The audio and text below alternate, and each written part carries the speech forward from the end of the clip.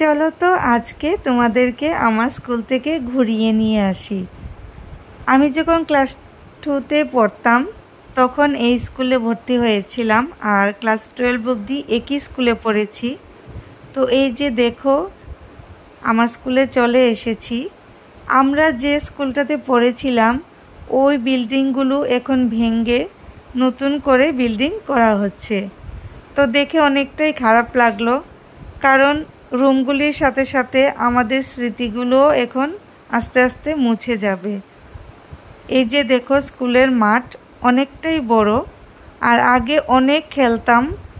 যখন ক্লাস 12-এ পড়তাম তখনও খেলতাম আমরা মাঠে এসে, আর সবাই আমাদেরকে নিয়ে হাসাহাসি করতো, বলতো যে এত বড় হয়ে গেছি তারপরও মাঠের মধ্যে খেলি।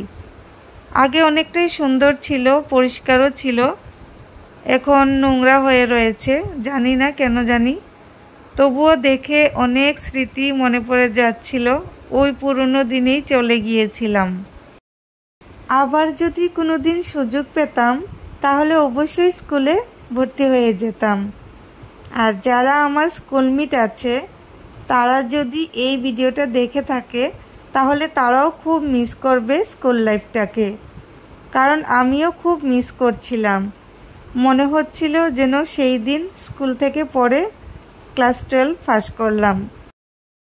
আমি তো আমার স্কুলটা তোমাদের সাথে শেয়ার করলাম, তোমরাও অবশ্যই তোমাদের স্কুলটা একদিন শেয়ার করো।